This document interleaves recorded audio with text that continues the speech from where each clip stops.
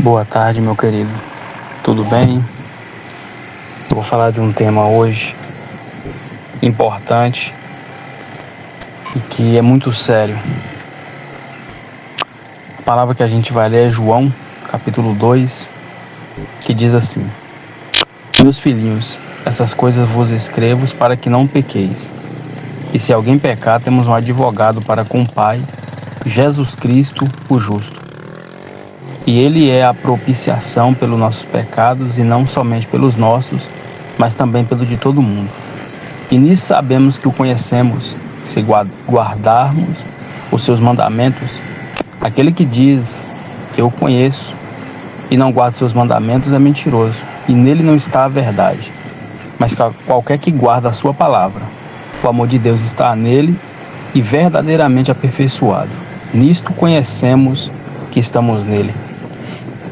Queridos, uma coisa que é importante a gente entender é que precisamos crer em Jesus Cristo. E precisamos confessar que Ele é Senhor da nossa vida. Aquilo que a Bíblia fala em João 3,16, porque Deus amou o mundo de tal maneira. Aquilo que Jesus fala para Nicodemos, que convém que, da mesma forma que a serpente de metal foi levantada lá no deserto, convém também que o Filho do Homem seja morto e levantado no madeiro, e todo aquele que olhar para ele e crer não vai perecer, mas terá a vida eterna. Isso é muito sério, porque o que está em jogo é a salvação de uma alma ou a condenação da mesma. Então, quando a gente fala de crer ou não crer em Jesus, é algo decisivo na nossa vida e muito sério. E no texto aqui, João fala algo muito interessante. Ele é até carinhoso nas palavras dele. Ele fala assim: meus filhinhos, estas coisas vos escrevo para que não pequeis. E se alguém pecar, temos um advogado para com o Pai, Jesus Cristo, o justo. Então o que João fala aqui, primeiro ele dá um alerta. Ele fala: não peca. Meus filhinhos, não pequem. E aí ele fala, ele traz uma condição de que a pessoa, em algum momento, pode ser que ela peque. E aí João vai falar assim, mas se porventura vocês pecarem, vocês têm um advogado, que é Jesus Cristo. Queridos, não precisa a gente querer enganar, querer dar uma de muito crente, só porque aceitou Jesus e está na igreja. Tem pessoa que tem um cargo na igreja, é pastor, é líder, cargo eclesiástico, que eu falo.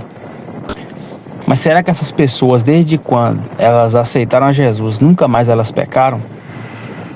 É óbvio que num momento ou em outro, elas pecaram. Mas é aí que está o X da questão.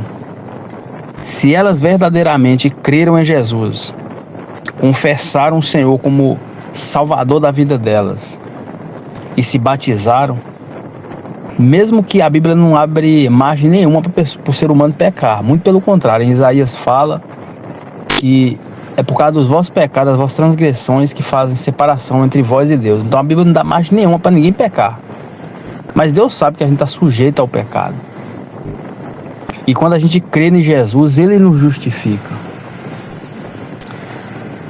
Interessante que a gente olha para as pessoas às vezes e vê umas pessoas boas, as pessoas boazinhas, sabe aquele bonzinho? Aquela pessoa que a gente olha assim e fala: nossa, o camarada é gente boa, é diferenciado, ele ajuda as pessoas, ele é justo, eu não vejo ele contando mentira, ele é uma pessoa muito séria. Aquela pessoa que você olha assim e fala: nossa, parece que é crente. Uma pessoa que você não acha mancha nem mácula nela. Aí você fala: nossa, que cara diferente.